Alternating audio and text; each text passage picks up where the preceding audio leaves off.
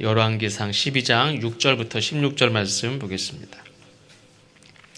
열왕기상 12장 6절부터 16절입니다. 한 절씩 교독하시고 마지막 절은 함께 봉독하겠습니다.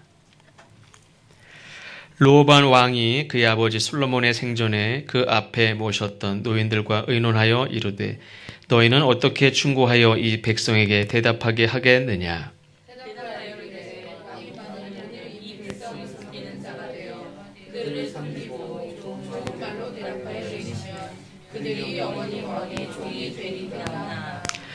왕이 노인들이 자문하는 것을 버리고 자기 앞에 모셔있는 자기와 함께 자라난 어린 사람들과 의논하여 이르되 너희는 어떻게 자문하여 이 백성에게 대답하게 하겠느냐. 백성이 내게 말하기를 왕의 아버지가 우리에게 배운 멍에를 갚았게 하였느냐. 함께 자라난 소년들이 왕에게 아뢰어 이르되 이 백성들이 왕께 아뢰기를 왕에 붙이니 우리의 멍에를 무겁게 하였으나 왕은 우리를 위하여 가볍게 하라 하였은즉 왕은 대답하기를 내 새끼손가락이 내 아버지 허리보다 굵으니 내 아버지께서 너희에게 무거운 멍에를 베게 하였으나 이제 나는 너희의 멍에를 더욱 무겁게 할지라. 내 아버지는 지식으로 너희를 징계하였으나 나는 정말 지식으로 너희를 징계하리라 하소서. 3일 만에 여로보암과 모든 백성이 르호보암에게 나왔으니 이는 왕이 명령하여 이르기를 3일 만에 내게로 다시 오라 하였음이라.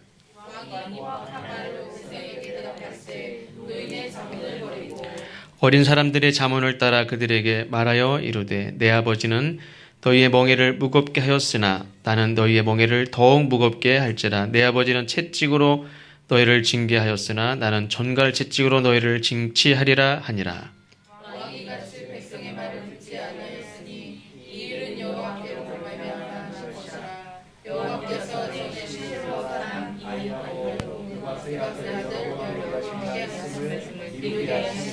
같이 읽겠습니다. 온 이스라엘이 자기들의 말을 왕이 듣지 아니함을 보고 왕에게 대답하여 이르되 우리가 다윗과 무슨 관계가 있느냐. 이세 아들에게서 받을 유산이 없도다. 이스라엘아 너희의 장막으로 돌아가라. 다윗이여 이제 너는 내 집이나 돌아보라 하고 이스라엘이 그 장막으로 돌아가니라. 아멘. 살아생전 죽음을 앞두고 마지막으로 남기는 말을 유언이라고 합니다. 사람들은 어떤 사람에게서 많은 말을 들었어도 마지막 유언을 중요하게 생각합니다. 저도 만약에 저희 어머니 요즘에는 이렇게 전화통화를 잘 못하고 말을 많이 못 듣지만 많은 말을 이렇게 들었어도 마지막에 이렇게 유언을 한다면 그 유언을 굉장히 중요하게 평소에는 아유 알았다고 됐다고 이렇게 잔소리로 그만하라고 이렇게 할 수도 있지만 만약에 불러놓고 이게 유언이다 그러면 아마 받아 적든지 아니면 녹음을 해놓든지 아마 그럴 거예요. 뭐 집은 어떻게 하고 뭐 그런 거 말고 어떻게 살아라 뭐 이런 당부와 같은 이 유언을 말합니다. 유언은 그저 한 사람의 마지막 말이기 때문에 중요한 게 아니라 모두가 그렇게 유언하는 건 아니지만 내가 평생 살면서 경험한 이 삶의 결과로서 자기의 지금까지 살아온 모든 인생을 걸고 나는 죽지만 산 자에게 당부하는 혹은 경고하는 메시지가 유언에 담겨 있기도 합니다. 어떤 사람은 그런 메시지가 담겨 있지 않고 야 땅은 어떻게 하고 너는 둘이 나눠가지고 뭐 이런 것만 하고 돌아가신 분도 있지만 어떤 경우는 그 유언에 정말 내가 평생 삶을 살아온 그 경험을 가지고 당부하고 혹은 경고하는 그런 메시지가 유언에 담겨 있습니다. 물론 지금 마지막 죽어가면서 하는 그 마지막 말 힘없이 죽어가는 사람이 그저 할 수 있는 게 몇 마디 말밖에 없다라고 생각할 수도 있지만 그렇지 않습니다. 이 사람의 유언에는 곧 죽을 사람의 말이지만 이 말은 누구에게 주어집니까? 앞으로 살아가야 할 사람, 특정 어떤 사람, 내가 너에게 하는 말이 나는 죽지만 너는 사는 사람이죠. 나는 죽을 사람, 너는 살 사람. 죽을 사람이 살 사람에게 마지막으로 주는 말이 경고의 말씀이기도 하고 당부의 말이기도 하고, 그러니까 중요한 거는 그 마지막 말을 받는 사람이 중요합니다. 예를 들면 죽음을 앞두고 솔로몬에게 유언한 다윗의 유언이 그렇습니다. 다윗이 마지막 유언을 솔로몬에게 이렇게 했습니다. 역대상 28장 9절입니다. 내 아들 솔로몬아, 너는 내 아버지의 하나님을 알고 온전한 마음과 기쁜 뜻으로 섬길지어다. 여호와께서는 모든 마음을 감찰하사 모든 의도를 아시나니 내가 만일 그를 찾으면 만날 것이요 만일 내가 그를 버리면 그가 너를 영원히 버리시리라. 이게 다윗이 아들에게 준 유언입니다. 다윗은 죽음 앞에 있습니다. 오늘을 못 넘길 수도 있습니다. 그러나 하나님께서 보실 때 다윗이 솔로몬에게 죽어갈 자가 앞으로 창창하게 살아갈 이 어린 아들에게 유언을 하는데, 중요한 사람이 누굽니까? 솔로몬입니다. 하나님이 보실 때는 다윗보다 솔로몬이 그 유언을 무겁게 진지하게 목숨같이 그 유언을 받을 것인지, 그리고 그 유언을 평생 간직하고 살 것인지, 그게 중요해요. 죽을 자는 자기 모든 삶의 경험으로서 그 말을 전하지만 받는 사람이 안 받으면 무슨 소용이 있습니까? 아무 소용도 없지. 다윗은 자기 역할을 하는 거예요. 마지막까지 많은 후회가 있고 아쉬움이 있고 안타까움이 있지만 그래도 마지막에 다윗이 아버지가 유언을 합니다. 자기 역할을 하는 거예요. 그러면 뭐가 중요합니까? 그 아들이 그 유언을 받을 것인지, 그 유언을 듣고 마음에 새기고 평생 그 말씀을 붙들고 살 것인지. 죽는 사람은 오늘을 못 넘길 수도 있어요. 그런데 하나님의 세계에서는 천년이 하루 같다고 그랬어요. 지금 하루, 내일이면 죽고 오늘을 못 넘길 것 같은 다윗이 아들에게 말하는 그 유언을 받는 아들은, 유언을 하는 사람은 내가 이 말을 가지고 있으면 가지고 있는 채로 하루가 지나서 내가 죽으면 못 전할 수도 있어요. 그러니까 간절한 마음으로 이 말을 전하지만 받는 사람은 나야 아직 살아갈 날이 많죠. 그러나 하나님이 보실 땐 천년이 하루 같아요. 솔로몬이 지금 10대 청소년의 나이로 그 아버지의 말을 이렇게 듣고 있지만 하나님이 보실 때는 솔로몬도 나이 들어서 죽을 때 자기 아들 보고 야, 이렇게 얘기할 날이 얼마 걸릴까요? 오늘 지나서 내일같이 된단 말이에요. 솔로몬이 지금 어린 나이에 아버지의 유언을 들었는데 하루 자고 일어났는데 나도 그 옛날 아버지 모습같이 이제 죽을 때가 돼서 아들을 보면서 아들아 이렇게 얘기할 날이 오늘 자고 났더니 내일같이 그렇게 한순간에 그렇게 시간이 지나간단 말이에요. 그러니까 그 유언을 나는 살아갈 날이 많은데 이렇게 생각할 것이 아니라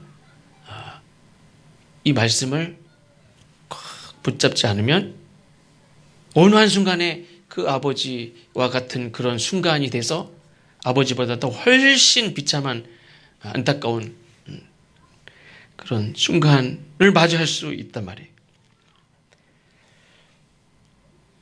힘들게 떨면서 말하는 그 유언을 가슴 깊이 듣지 못하면 마치 어제 아버지가 얘기했던 것 같은데 오늘 내가 지금 병들어서 나이 들어서 이제 마지막 말을 해야 되는 그 순간을 딱 마주하게 된다는 거죠. 죽어가는 다윗의 유언을 분명히 듣고 받았던 솔로몬, 그 솔로몬의 이제 나이 들어서의 모습을 성경에서 어떻게 기록하고 있냐면 열왕기상 11장 6절입니다. 제가 읽어드리겠습니다. 솔로몬이 여호와의 눈앞에서 악을 행하여 그의 아버지 다윗이 여호와를 온전히 따름같이 따르지 아니하고 솔로몬이 마음을 돌려 이스라엘의 하나님 여호와를 떠남으로 여호와께서 그에게 진노하시니라. 여호와께서 일찍이 두 번이나 그에게 나타나시고 이 일에 대하여 명령하사 다른 신을 따르지 말라 하셨으나 그가 여호와의 명령을 지키지 않았으므로 여호와께서 솔로몬에게 말씀하시되 내게 이러한 일이 있었고 또 내가 내 언약과 내가 내게 명령한 법도를 지키지 아니하였으니 내가 반드시 이 나라를 내게서 빼앗아 내 신하에게 주리라. 그러나 내 아버지 다윗을 위하여 내 세대에는 이 일을 행하지 아니하고 내 아들의 손에서 빼앗으려니와 오직 내가 이 나라를 다 빼앗지 아니하고 내 종 다윗과 내가 택한 예루살렘을 위하여 한 지파를 내 아들에게 주리라 하셨더라. 이게 솔로몬의 이제 나이가 많이 들어서 하나님께서 주신 말씀입니다. 하나님의 말씀대로 이제 솔로몬이 어제 아버지한테 유언을 들었는데 하루 잔 것 같은데 이제 솔로몬이 죽게 됐어요. 이미 하나님이 경고하신 말씀도 그것도 어제 같고 아버지가 말씀하신 것도 어제 같은데 벌써 나이가 들고 병들어서 죽게 됐어요. 그리고 죽었어요. 그리고 그 아들이 왕이 됐습니다. 하나님을 버린, 하나님을 떠난 아버지의 유언을 버린 그 솔로몬이 죽었습니다. 그리고 그 아들 르호보암이 왕이 되었습니다. 오늘 본문의 말씀입니다. 이 르호보암은 예루살렘이 있는 유다 지파의 왕으로 남고 그 위쪽으로 11지파를 그의 신하 여로보암이 다 차지해서 왕이 됐습니다. 아까 열왕기상 11장 말씀에서 하나님께서 이미 경고하신 말씀대로 그대로 되었습니다. 다윗의 유언, 내 아들아, 내 아들 솔로몬아, 너는 내 아버지의 하나님을 알고 온전한 마음과 기쁜 뜻으로 섬길지어다. 여호와께서는 모든 마음을 감찰하사 모든 의도를 아시나니 내가 만일 그를 찾으면 만날 것이요 만일 내가 그를 버리면 그가 너를 영원히 버리시리라 하는 유언의 경고를 듣지 않았기 때문에 하나님이 내 대에는 나라가 찢어지는 것을 넘겨주시고 내 아들 때에 나라가 나누어집니다. 그러면 솔로몬의 아들 르호보암이 처음부터 유다 한 지파의 왕으로 시작했느냐? 지금 말씀대로 그렇지 않습니다. 12 모든 지파의 왕으로 모든 백성들의 지지를 얻어서 왕이 됐습니다. 그런데 나라가 11대 1로 나눠져요. 이 나눠지는 결정적인 사건이 발생을 하는데 그 내용이 오늘 본문의 말씀입니다. 여로보암은 르호보암은 솔로몬 왕의 아들 왕자고 여로보암은 이름은 비슷하지만 아무 관계가 없는 그냥 신하입니다. 신하.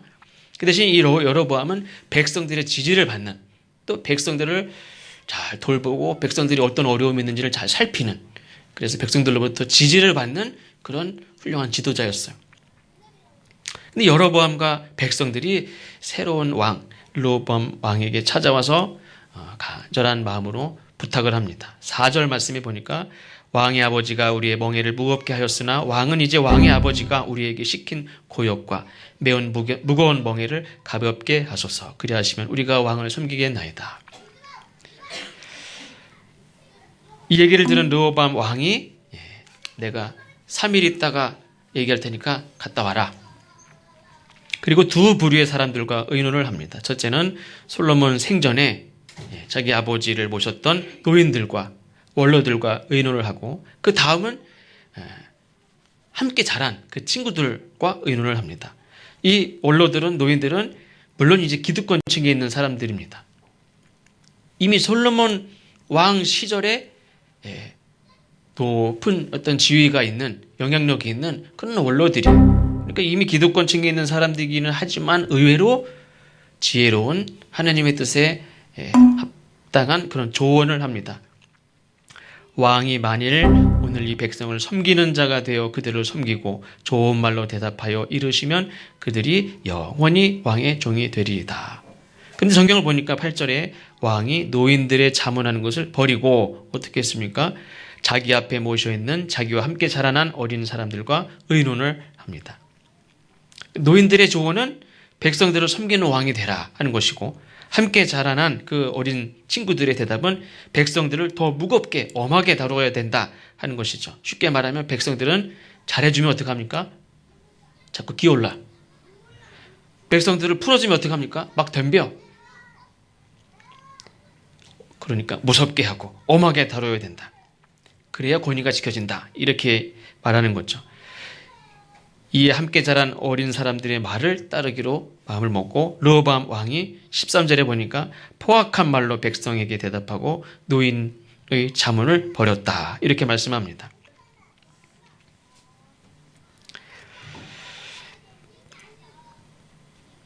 백성들을 사랑하고 돌보는 왕이 아니라 처음부터 그냥 포악한 정치를 하기 시작합니다. 그 결과가 뭐냐면 12지파 중에 유다지파, 예루살렘 성이 있는 이 12지파 외에는 나머지 11지파들이 르호보암 왕을 따르지 않기로 딱 결정을 하고 여로보암을 왕으로 세우고 딱 분리해서 나가버려요. 20절이죠. 그래서 나머지 11지파 백성들은 여로보암 왕을 세워서 북이스라엘을 따로 세우니까 순식간에 11대 1로 두 나라로 나누어집니다. 이 르호보암이 나라를 다스려 본 적도 없고 그 인근 나라들의 왕들도 지혜로운 왕이라고 칭송을 했던 그 자기 아버지보다 자기가 더 잘하기가 쉽지 않죠. 다 그 후광에 아무리 잘해도 그게 가려지지 잘할 수가 없어요. 그러니까 얼마나 힘들겠습니까? 그래서 어떻게 나라를 다스려야 되나 하는 마음에 그 중요한 때에 어떻게 해야 될지 모른다는 것, 그리고 자기의 부족함을 알고 충고를 얻으려고 했다는 것은 다행스러운 일이지만 중요한 것은 이렇게 하나님의 뜻에 합당한 지혜로운 권면이 주어졌을 때 그 하나님의 지혜를 따라서 하나님의 뜻에 따라서 그 말씀을 택해야지 되죠. 그 말씀을 따라야 되고 그 말씀에 순종해야 돼요. 이 노인들은 솔로몬이 백성들에게 많은 세금을 부과하고 많은 노역을 시켰죠. 그게 너무 과중해서 견딜 수 없으니까 그 멍에를 좀 가볍게 해주면, 예전에 그 아버지는 그 지혜라는 거 하나 가지고 명성이 자자했죠. 그러니까 내가 아무리 잘해도 난 부족해요.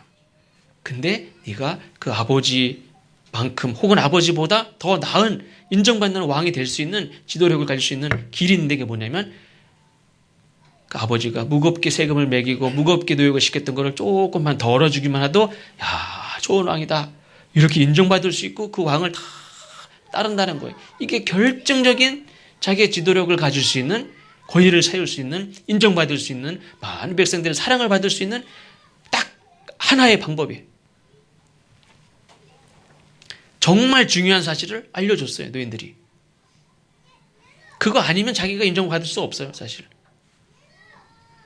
사실 이 노인들은 솔로몬 시대의 영화를 막 이야기하죠. 역사에서도 그렇고 솔로몬 시대에 솔로몬이 한 끼 식사로 무슨 양이 몇백 마리, 소가 몇 마리 해가지고 그 차린 식탁이 그렇게 많아요. 금은 보화가 어떻고 막 그렇게 부경을 누린 적이 없어요. 그런데 노인들은 알고 있죠. 솔로몬의 영화는 다 백성들의 희생이다. 백성들이 낸 세금으로, 백성들이 희생으로 이룩된 것임을 노인들은 다 알아요. 그래서 이 노인들은, 원로들은 왕에게 정말 참되고 바른 조언을, 그리고 정말 이 르호보암 왕에게 필요한 조언을 해줬어요. 이거는 힘이 필요한 것도 아니고 돈이 들어가는 것도 아니고 자기에게 준 권세를 가지고 이렇게, 사실 왕의 힘은 용서, 은혜를 베푸는 거라고 하지 않습니까? 이게 무슨 힘이 듭니까? 돈이 듭니까? 무슨 회의가 필요합니까? 왕이 은혜를 베푸는데 그것만 하면 이 왕은 인정을 받고 사랑을 받고, 모든 노인들이 그랬죠. 모든 사람이 당신의 종이 될 것이다.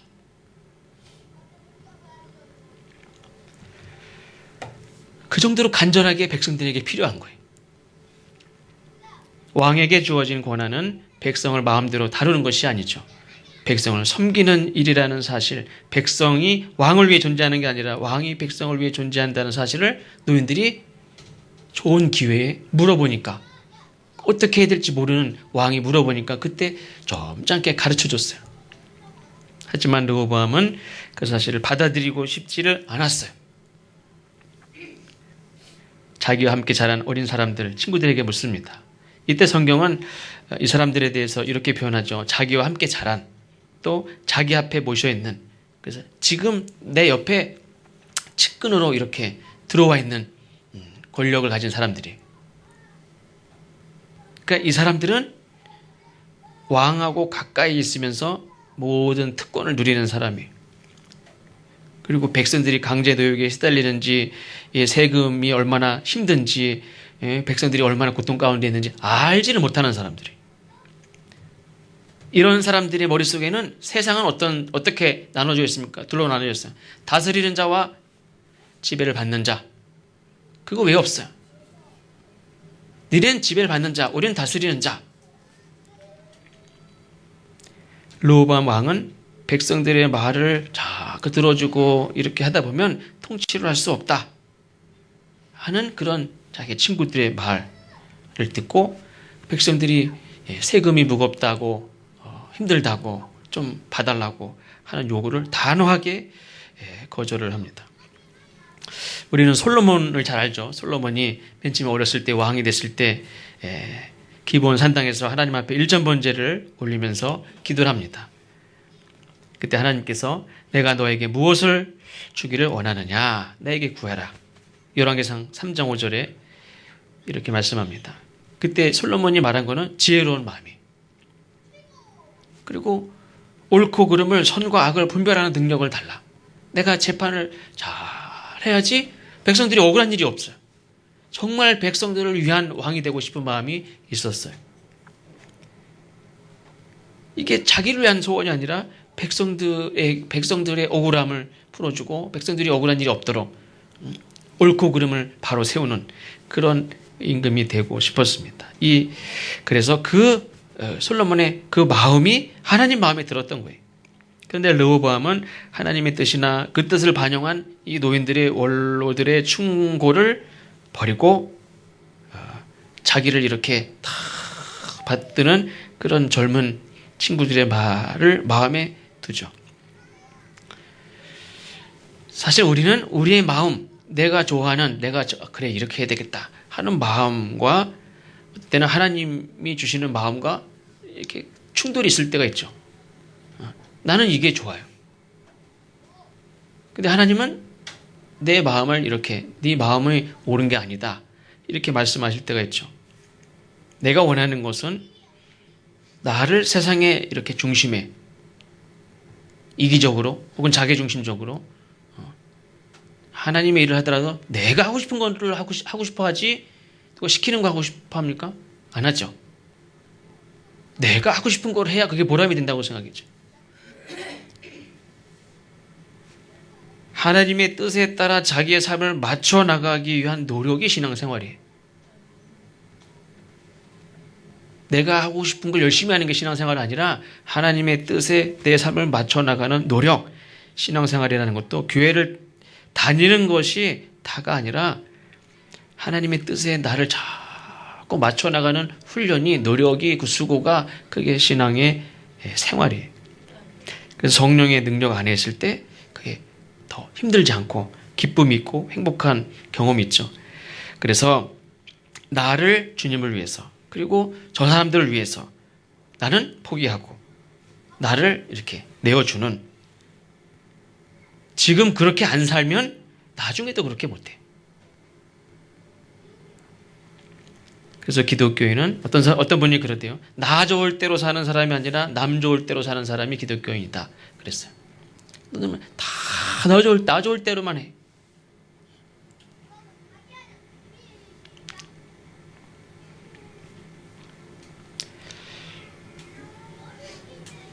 저들을 보살피고 저들을 돌보고 저들의 짐을 덜어주는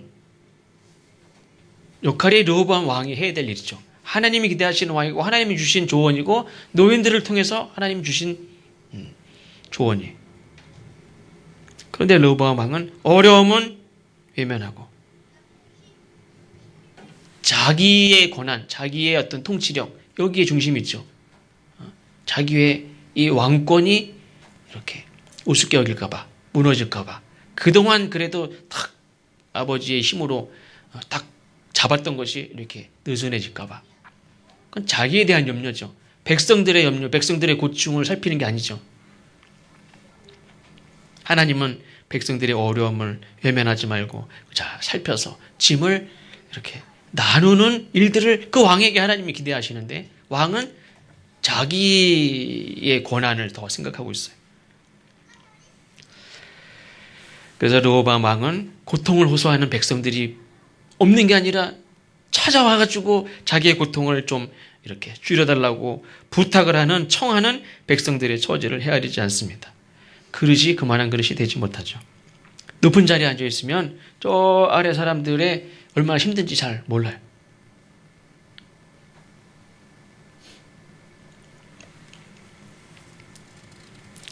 그 어떤 다큐멘터리인가 이런 데 보니까 예전에 세종대왕이 농사법 이런 거를 이렇게 하면서 직접 와서 막 이렇게 농사도 짓고 막 그랬다 뭐 그러시더라고요. 그래서 아니 왜 이렇게 직접 농사를 짓느냐. 그러니까 이 책 만드는 사람도 그렇고 무슨 뭐 이런 사람들이 다 그냥 앉아서 정보만 가지고서 책만 쓰지 직접 농사도 앉아보면서 이건 이렇게 하고 이건 이렇게 하고 그러니까 실제로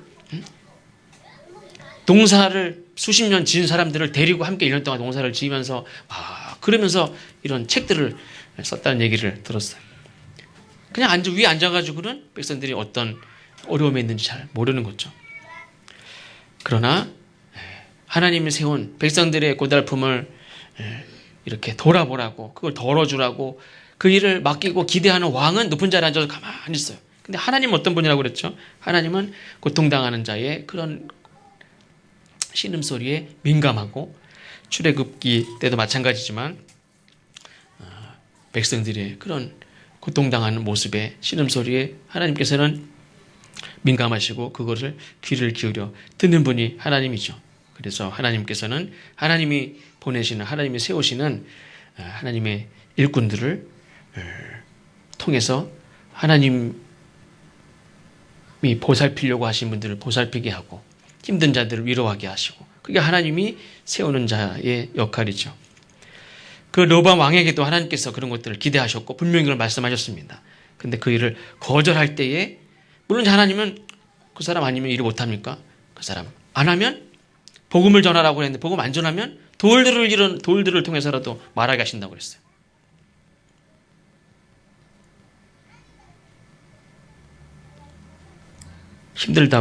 힘들다고 살려달라고 외치는 백성에게 르호보암 왕이 되돌려준 말이 뭡니까? 14절 말씀에 어린 사람들의 자문을 따라 그들에게 말하 이르되 내 아버지는 너희의 멍에를 무겁게 하였으나 나는 너희의 멍에를 더욱 무겁게 할지라. 내 아버지는 채찍으로 너희를 징계하였으나 나는 정갈 채찍으로 너희를 징치하리라. 사실 멍에, 채찍 이런 거는 이스라엘 백성들에게는 어울리지 않는 말이었어요. 원래 이런 거 자체가 없는 민족이 이스라엘 민족이었어요. 사울 왕이 지금 세워질 때 백성들이 우리에게도 왕을 주십시오 막 이렇게 했을 때 이스라엘은 12지파가 공동체로 한 나라를 이루고 있는데 이 나라는 전쟁이 일어나도 막 강제로 군사를 모집하고 그럼 전쟁을 나가고 이런 나라가 아니라 그냥 자발적으로 농사 짓는 사람들이 농사 짓다 말고 외적이 쳐들어오면 자발적으로 다 나와서 야 15살부터는 다 나와 이런 것도 없어요. 그냥 다 자발적으로 다 나와서 나라를 지키고 나라를 딱 지키면 그 다음에 또 다 농사 짓고 세금을 물리고 무슨 왕이 무슨 나와서 일하라고 하고 뭐 이런 게 전혀 없는 나라예요. 돈을 빌려줄 때도 절대 이자를 받지 않고 왜 형제자매들끼리 돈을 주는데 이자를 받고 빌려줘. 돈 빌려줘서 이자 때문에 노예가 되고 팔리고 이건 다른 나라나 그런 거예요. 이런 일이 절대 없도록 혹시 빌려가서 못 갚을지라도 7년 있다가 하는 게 없는 걸로 다 청산하도록 하고 이런 나라가 어디 있어요. 근데 이스라엘 백성들이 우리에게 왕을 주십시오 우리도 저 나라같이 왕을 주십시오 내 왕을 주면 그 나라 왕이 앞으로 어떻게 할 것이다. 너희들을 어떻게 징계하고 어떻게 세금을 착취하고 네 아들들을 어떻게 끌고 나가서 전쟁터에 나가서 죽일 것이며 이런 걸 다 경고했어요. 그럼에도 불구하고 왕을 달라고. 왕이 생기면서 지배계급이 생기고 비지배계급이 생기고 돈 많은 사람이 생기고 돈 없는 사람이 생기고 고용하는 자가 있고 나가서 일을 해야 하는 자가 있고 옛날에는 다 똑같이 일하고 똑같이 살았어요. 근데 어느 날부터는 돈 받고 월급을 받는 사람이 생기기 시작했어요. 그리고 멍해와 채찍은 지배하는 자가 자기 백성들인데 자기 형제 자매들인데 채찍과 멍해로 막 지배계급이 생기고 피지배계급을 막 지배하는 일이 생겨요. 이게 왕이 생기면서 스스로 겪게 되는 일들이. 사실 이러한 멍해, 채찍 이거는 애굽이나 바벨론이나 이런 다른 나라에서 있는 일이에요. 멍해와 채찍 이것은 자기 조상들이 애굽에서 400년 동안 아주 지겹게 아주 힘들게 경험한 거예요. 하나님은 이 바로의 멍해, 바로의 채찍에서 평생 대를 거쳐서 고생했던 신음했던 이 자기 조상 히브리인들을 가나안으로 이끄셔서 절대 멍해와 채찍이 없는 12지파로 이렇게 나누어졌지만 서로 사랑하고 서로 위하고 어려운 일 있으면 늘 다 같이 힘을 합쳐 싸우고 예를 들면 출애굽을 해서 가나안 땅에 들어갈 때도요 이미 자리를 나눴죠 땅을. 근데 제가 유다지파라면 만약에 유다지파 첫 번째 경계 첫 번째 땅에 그 첫 번째 땅을 이제 점령했어요. 그럼 우리 땅은 이제 생겼잖아요. 그럼 나머지 땅 또 가서 싸워야 될까 말아야 될까요? 중간에 반 정도 이렇게 차지하려고 하니까 나중에 힘드니까 안 가려고 하는 사람들이 좀 생겼어요, 사실. 다 같이 내 땅을 차지할 때는 다 같이 싸웠는데 내 땅 차지하고 나니까 저쪽은 되게 힘들게 생겼어. 괜히 위험 감수할 필요 없이. 그러나 그들이 그때도 흔들리지 않고 끝까지 다 같이 12지파 땅을 다 차지할 때까지 끝까지 싸웠어요. 이렇게 해서 가나안 땅을 차지하게 됐어요. 그러니까 얼마나 다 형제 자매죠. 근데 어느 날부터는 채찍과 멍해로 내 조상이고 내 형제 버리고 내 아저씨 버리고 내 형제인데 어떤 사람이 채찍과 멍해로 나를 다스려요. 세금을 걷어가요. 옛날에 애굽에서 살던 모습이 그대로 가나안 땅에 생기기 시작합니다. 사실은 갈대 바다에 그 애굽의 군병들을 병거들을 다 쓸어 넣지 않습니까? 하나님이 이거는 하나님의 나라는 그런 걸로 다스린 나라가 아니라는 거예요. 하나님의 심판이 애굽은 그런 거 가지고 나라를 다스려서 강한 군대를 가지고 뭔가를 할 수 있을지 모르지만 하나님의 나라는 그런 채찍과 멍해와 이런 걸 가지고 나라를 다스려지지가 않아요. 하나님은 그런 거를 다 물속에 쓸어 넣고 새로운 하나님의 나라를 이렇게 세워가셨어요. 그런데 그런 이스라엘이 옛날에 그 애굽과 같이 변해가고 있단 말이에요. 멍해와 채찍으로 나라를 다스리기 시작하면 나라가 어떻게 됐습니까? 오늘 보니까 이미 갈라졌어요. 이미 솔로몬 때부터 갈라졌어요. 하나님이 그 솔로몬 아버지 봐줘서 네 대에는 나라가 갈라지는 네 눈으로 나라 갈라지는 거는 안 보게 해주겠다. 그랬을 뿐이지 이미 그 솔로몬 때 나라는 갈라진 거는 마찬가지예요. 그러나 예수님께서는 제자들에게 또 우리에게 하나님의 나라를 다스리는 통치의 원리가 어떤 것인지를 말씀하고 있습니다. 마태복음 20장 25절 말씀 제가 읽어드리겠습니다. 마태복음 20장 25절 너희 중에는 그렇지 않아야 하나니 너희 중에 누구든지 크고자 하는 자는 너희를 섬기는 자가 되고 25절부터 읽겠습니다. 예수께서 제자들을 불러다가 이르시되 이방인의 집권자들이 그들을 임의로 주관하고 그 고관들이 그들에게 권세를 부리는 줄 너희가 알거니와 너희 중에는 그렇지 않아야 하나니 너희 중에 누구든지 크고자 하는 자는 너희를 섬기는 자가 되고 너희 중에 누구든지 으뜸이 되고자 하는 자는 너희의 종이 되어야 하리라. 아멘. 다른 사람들이 어깨에 다른 사람들에게 무거운 멍에를 메게 하고 채찍으로 빨리 하라고 막 채찍을 치는 그런 곳에는 하나님이 정말 이루게 하시려는 우리에게 하나님 주시려고 하는 것들이 있을 수가 없어요. 우리 눈에 보일 때 질서는 있어 보일 수도 있어요. 군인들이 얼마나 질서가 있습니까? 왼발 오른발 총 하나 드는 건데 착착착착 일사불란하게 착착착착착 움직일 수 있어요. 그러니까 그걸 다스리는 자의 입장에서는 채찍질하는 사람 입장에서는 착착착착 움직이니까 얼마나 좋아요. 질서가 있지 않습니까? 그걸 흐트리는 놈이 반역자예요. 자기한테 좋은 거지 그곳에 하나님의 기쁨이 우리에게 주시는 하나님의 행복이 평안이 사랑이 우애가 그게 거기에 있습니까? 채찍으로 움직여지는 곳에는 채찍으로 움직여지는 질서가 있는 곳에는 안정이 아니에요. 이거는 통제에 그냥 착착착착 따라서 별일 다른 일이 없는 것뿐이지 거기에 평안이 있습니까? 우애가 있습니까? 뭐 감동이 있습니까? 고마움이 있습니까? 무슨 뭐 눈물이 있습니까? 사랑이 있습니까? 뭐 의리가 있습니까? 뭐가 있어 그게?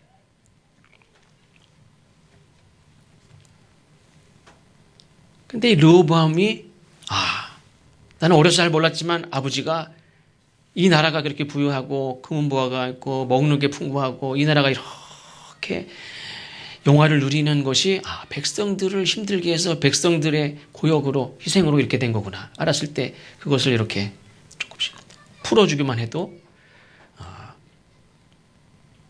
그 전에는 특별한 반란이나 뭐 반역이나 무슨 뭐 이런 건 없었지만 그게 없었다고 그 나라가 평화로운 시대였습니까? 그렇지 않았어요. 백성들은 속으로 골마 있고 힘들고 고통스러웠는데 솔로몬 왕이 볼 때는 별일이 없었죠. 왜? 힘들다고 말하는 사람이 없으니까. 근데 왕이 죽고 나서 르호보암 왕에게 이제 부탁하는 거죠. 사실은 이렇게 힘들었었습니다. 이렇게 얘기했을 때에 그걸 풀어주면 정말 그 나라의 백성들이 고마움이 생기고 소망이 생기고 좀 여유가 생기고 감사가 생기고 가족을 돌아볼 수 있는 시간이 생기고 그렇게 할 텐데 더 우리 아버지가 채찍을 했으면 나는 정갈 채찍을 할 것이다. 감히 이런 거를 제안을 해? 이 정신을 못 차렸구나. 그러면서 더 악하게 더 잔인하게 하죠. 우리가 소망하고 우리는 그래 인간이 한쪽으로는 우리에게도 왕을 주십시오. 우리에게도 일사불란하게 그냥 복종할 수 있는 그런 것들에 이렇게 그런 습성이 우리에게 조금 있어요. 절대 복종할 수 있는 내 아들을 끌고 가는데도 불구하고 복종하려고 하는 그런 습성이 있어요. 그게 거기에 하나님의 은혜가 있는 게 아니죠. 멍에와 채찍이 아니라 십자가가 우리의 중심이 되어야 되는 줄로 믿습니다. 그래서 십자가는 뭡니까? 하나님이 너를 위해서 당신을 버린 거예요.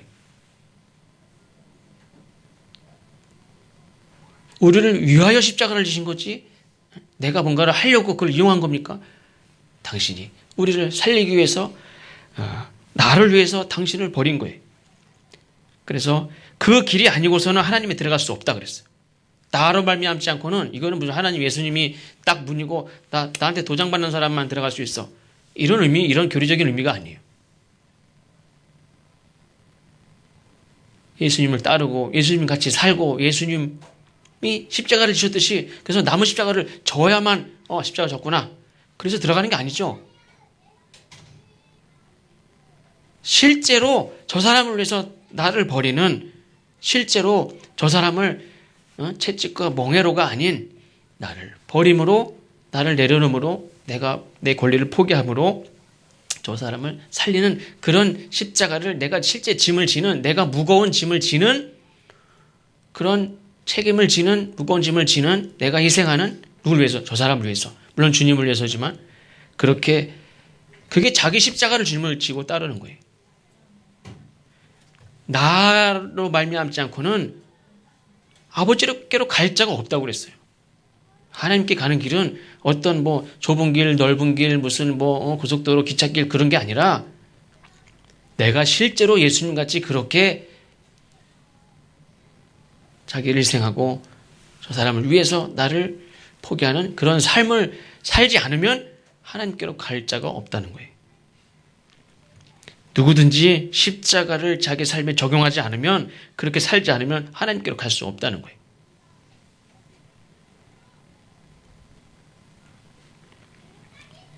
이 세상은 그냥 채찍과 멍에를 들고 어떻게 하면 통제하려고 하고, 어떻게 하면 다스리려고 하고, 어떻게 하면 지배하려고 하고, 어떻게 하면 이렇게 탁 잡으려고, 그리고 채찍을 치라고 하고, 멍에를 지우라고 하고, 막 그런 세상이지만, 우리는 자기 십자가를 묵묵하게 지고 가는 사람들이 이 땅의 소망이고, 그런 사람들을 통해서 하나님이 하나님의 나라를 세워가신다는 사실을 우리가 믿어야 될 줄로 믿습니다.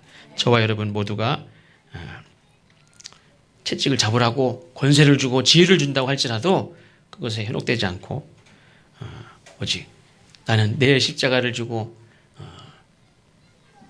내가 감당해야 될 것들을 하나님 앞에 잘 감당할 수 있게 해달라고 하나님 앞에 기도하며 나가는 그런 저와 여러분이 되셔서 그것이 하나님께 영광을 돌려드리는 길임을 꼭 기억하시고 그렇게 살아갈 수 있기를 주의 이름으로 축원합니다. 기도하겠습니다. 하나님,